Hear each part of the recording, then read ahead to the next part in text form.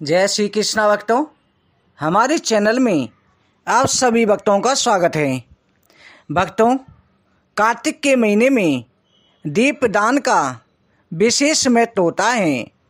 कार्तिक के महीने में दीपदान के महत्व की कथा सुनने से सभी प्रकार के पापों का नाश हो जाता है। कार्तिक माह में दीपदान करने से स्त्री पुरुषों के द्वारा जन्म से लेकर के अर्जित किए हुए सभी पाप नष्ट हो जाते हैं। इसकी प्राचीन कथा है। प्राचीन काल में देवड़ देश में बुद्ध नामक एक ब्राह्मण निवास करता था। उसकी स्त्री बहुत ही दुष्टा दुचारनी थी। उसके संग दोष से पति की आयु क्षीण होकर के वह मृत्यु को प्राप्त हो गया। पति की मृत्यु के पश्चात भी वो स्त्री उसी घृत कार्य में लगी रही। लोक निंदा से उसे तनिक भी लज्जा नहीं आती थी।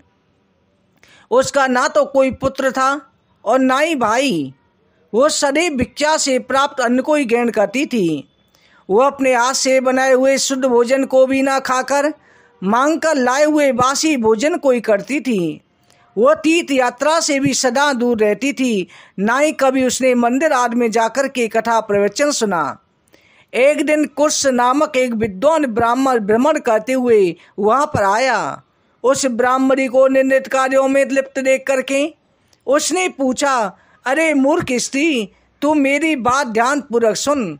ये शरीर पानी के बुलबुले की भांति है। एक दिन इसका नाश होना है। यह तो अनित्य शरीर को नित्य मानती है, तो अपने मन में बैठे इस मोह का तू विचार पूर्वक त्याग कर दे। सबसे श्रेष्ठ देवता भगवान विष्णु का चिंतन कर। उन्हीं की लीला कथा को आदर पूर्वक श्रवण कर। कार्तिक के महीने आने पर भगवान दामोदर को प्रसन्न करने के लिए स्नान दान और दीप दान कर। भगवान विष्णु की परिक्रमा करके उन्हें प्रणाम कर। ये व्रत विधवा सौभाग्यवती सभी स्त्रियों के करने योग्य है। इससे समस्त पापों एवं उपद्रवों का नाश हो जाता है। तू मेरी बात मान करके निश्चित ही कार्तिक में दीप दान कर। इससे तू निश्चित रूप से भगवान विष्णु की कृपा प्राप्त कर लेगी। इस प्रकार कह करके वो कुछ ब्राह्मण चला गया।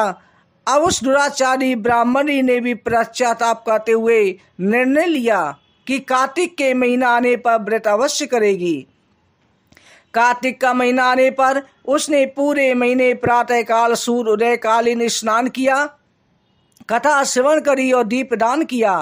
कुछ समय के पश्चात आयु समाप्त होने पर मृत्यु को प्राप्त हुई और स्वर्ग लोक में जाकर के उसे मुक्ति प्राप्त हुई। जो व्यक्ति कार्तिक के व्रत में तत्पर होकर दीपदान की इस कथा को श्रवण करता है, स्वयं भी दीपदान करता है, उसे मोक्ष की प्राप्ति अवश्य होती है। बलविंद्रावन बिहारी लाल की जय। कार्तिक मातम की जय।